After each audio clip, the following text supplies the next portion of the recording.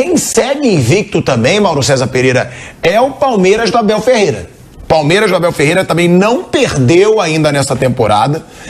Foi campeão brasileiro no ano passado da forma que foi, quando ninguém mais acreditava que o Botafogo perderia o título. O Palmeiras do Abel Ferreira consegue aquela reviravolta toda que o Flamengo não teve competência para conquistar, porque perdeu pontos muito bobos. E mais uma vez o Palmeiras encerra, pelo terceiro ano seguido, o Palmeiras encerra a primeira fase do Campeonato Paulista invicto.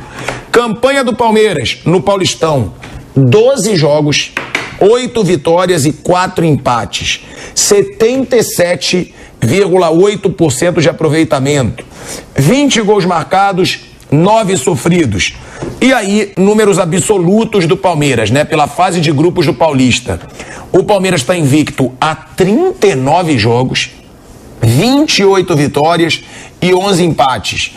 A última derrota foi em abril de 2021 para Inter de Limeira. Foram apenas 2 derrotas nas últimas 2 edições completas do Paulista.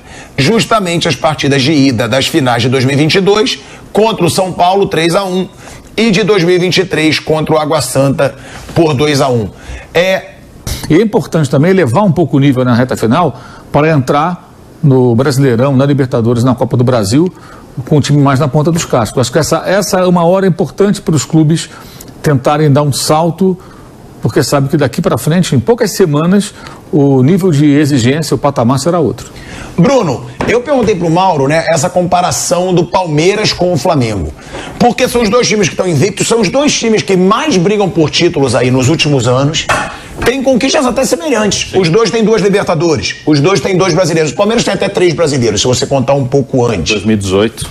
Aí, o Flamengo tem Copa do Brasil, o Palmeiras tem Copa do Brasil, conquistaram estaduais. São conquistas bem semelhantes. E o Mauro lembra uma coisa importante, que o Palmeiras ele é o atual bi-brasileiro e pode ser tri-paulista. Ele é o atual bi-brasileiro e bi-paulista. E é o favorito ao título paulista para ser tri. Ou seja, mostra uma hegemonia impressionante do Palmeiras no Brasil. Qual é o time a ser batido na temporada? Acho que vale até aqui na tarja, Caiquinho, botar Palmeiras ou Flamengo. Qual é o time a ser batido nessa temporada? Cara, realmente é difícil mesmo, porque eu acho o time do Flamengo melhor. Eu acho o time do Flamengo mais talentoso. Mas o Palmeiras, não tem como não respeitar um time desse, né? O Palmeiras realmente até agora, nesse ano, não fez nenhuma grande partida. Não tem nenhum jogo desse ano que você lembra. Ontem o Flamengo fez um grande jogo. O Palmeiras não tem um jogo que você lembra nos clássicos mesmo. O que ele mais se aproximou foi contra o Corinthians, mas tomou aquele empate no fim, porque contra o Corinthians foi um domínio total. Claro que o Fluminense, que o Flamengo enfrentou ontem, é melhor que o Corinthians. O Fluminense é o atual campeão da Libertadores. Mas é um Palmeiras que até o Abel está rodando bastante o elenco nessa primeira fase, esses 12 jogos de Paulista, ele rodou bastante o elenco, ele praticamente, acho que só uma vez ele repetiu o time, acho que ele só tem um time que ele repetiu de um jogo para o outro, então ele sempre rodou, deu oportunidades. Ontem mesmo o Hendrick não jogou, o Zé Rafael não jogou. Então, o Abel usou muito bem essa primeira fase do campeonato. Eu acho o time do Flamengo melhor, mais legal de ver jogar. Mas, cara, se o Palmeiras pega o Flamengo aí num mata-mata de Libertadores e ganha o Palmeiras, não é surpresa. Não é nenhuma zebra, não é nenhuma surpresa. Mas eu acho o time do Flamengo melhor. Se fosse para começar um brasileiro, que é mais previsível, e tivesse que fazer um bolão, eu colocaria o Flamengo como em primeiro e o Palmeiras em segundo, né? Num bolão. Mas, claro, você acha que o Flamengo nesse ano tende a ser mais forte até que o Palmeiras? Eu acho que sim, acho que é um time mais talentoso. E o Palmeiras vai perder o seu jogador mais talentoso no meio do ano, que é o Hendrick. Mas assim, eu acho o Flamengo melhor, mas não é nenhuma zebra o Palmeiras ganhar do Flamengo em qualquer circunstância, né? O Palmeiras é um time que merece muito respeito por tudo isso que você falou. Não, e sempre, né, a gente falou da defesa do Tite, Flávio Prado, sempre a defesa do Abel Ferreira tá entre as melhores. É impressionante. E ali a gente fala, né? Tem a sua base. O Everton não tá no melhor momento, mas é um goleiraço. O Gustavo Gomes, pra mim, os melhores laterais aí. Também, agora que chegou ali, tem o Vini, aí o Ayrton Lucas, mas na lateral direita eles têm Mike e Marcos Rocha, se precisar, que são aí pra mim os melhores do Brasil. Aí tem na esquerda Piquerez, Gustavo Gomes, Murilo, Zé Rafael. O Vanderlan, quando entra, não compromete, não. Ontem entrou. Sim. Foi bem. Zé Rafael, que é um volante que para o Vampeta ele já teria que ter sido convocado para a seleção brasileira.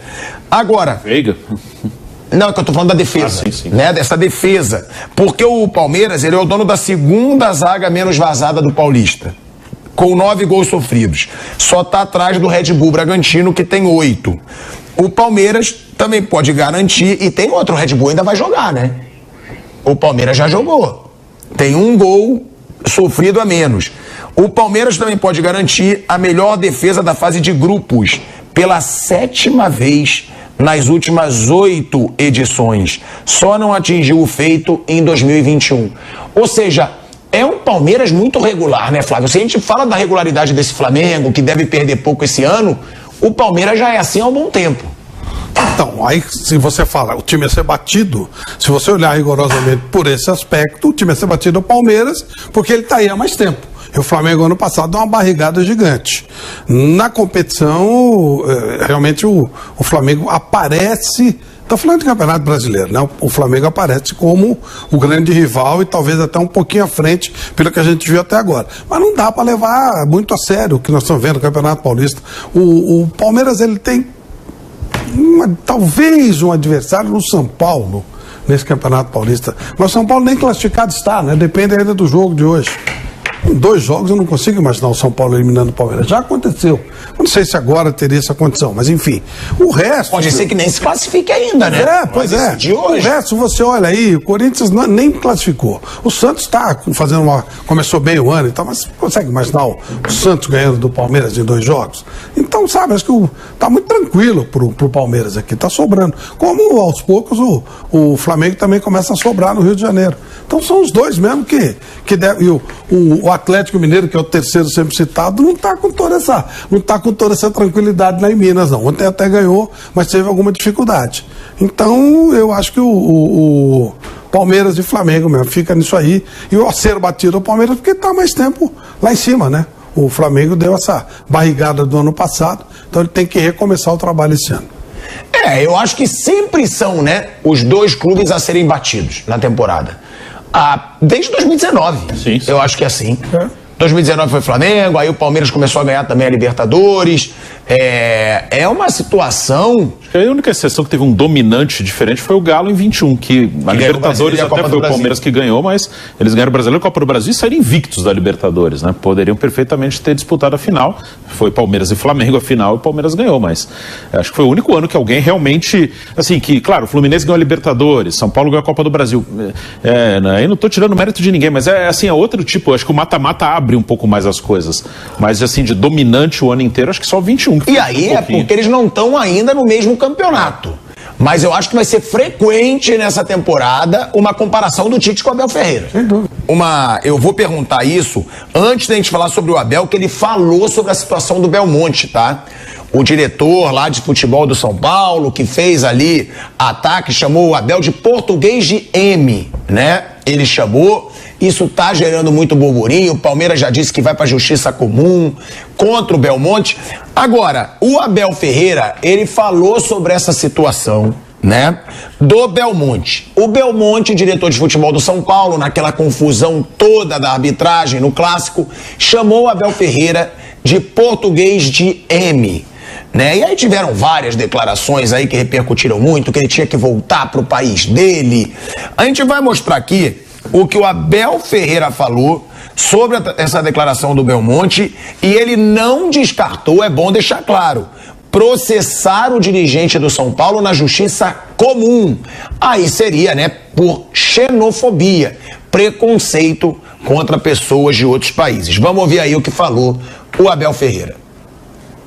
Eu só espero que as mesmas autoridades que me castigaram a mim por determinados comportamentos que eu tive, que sejam iguais com outros comportamentos semelhantes ou piores que também são feitos, que tomem as mesmas medidas, que eu não quero nada para mim, quero as coisas justas. Eu sou democrático, acho que em muitas questões tem a ver com isso. Eu não conheço esse senhor de lado nenhum, nunca falei com ele, se calhar é uma pessoa espetacular, entendo e aceito a emoção do calor do jogo, porque eu próprio quando chutei o microfone, ninguém quis saber porque é que eu chutei o microfone. E não fui o único que chutei o microfone.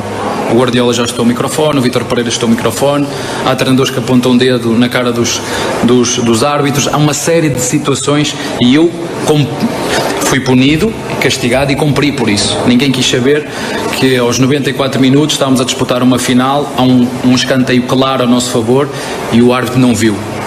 Eu sou ser humano, eu tenho emoções e no calor de jogo estas emoções, e eu entendo essas emoções. Merece-me todo o respeito à instituição São Paulo, e eu não vou dizer muito mais do que isto, porque o futebol brasileiro e os clubes brasileiros são muito maiores do que cada um de nós, são muito maiores do que o nosso ego. O meu coração é igual ao coração de mãe, perdoa tudo e cabe sempre mais um, mas há limites. E há coisas que eu não vou ter que falar, que elas têm que ser decididas e discutidas nos locais certos. E ela não pode ser pública. É nos devidos locais é que as coisas são decididas, com as pessoas que têm competência para decidir o que é limite e o que não é. O resto eu não vou estar a alimentar, como disse, respeito muito o futebol brasileiro, sou muito grato ao futebol brasileiro, estou aqui há 4 anos, o Paulo Gomes estava-me a dizer isso, e como é que tu aguentas aqui esse tempo todo? Porque gosto de estar aqui, porque sinto que posso fazer qualquer coisa para ajudar. E, modéstia à parte, eu acho que tenho feito, mas se eu for falar das minhas virtudes, vão-me chamar arrogante. Como te disse, há limites para tudo e na altura certa vocês saberão.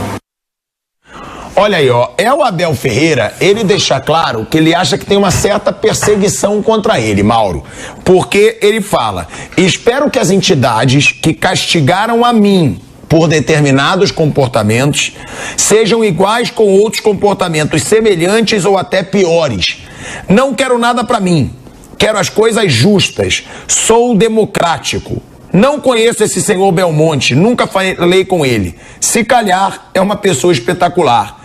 Entendo o calor do jogo, porque quando eu chutei o microfone, ninguém quis saber por quê. E não fui o único. Agora, uma coisa que eu achei legal do Abel, Bruno, que é uma coisa que eu sempre falo, vocês, a maioria, discorda de mim, mas eu vejo muito esse negócio do sangue quente no futebol. Eu digo porque eu sou uma bosta. Eu não jogo nada. Mas eu sou sangue quente no futebol. Que ninguém vai contrariar ninguém, tá? Eu sou sangue quente no futebol. Não se contraria o apresentador, me fala. Inclusive na pelada do nosso amigo velho Vando, eu arranjei confusão que não devia. Ainda bem que pipocou. Tem isso também, tem isso. Sim.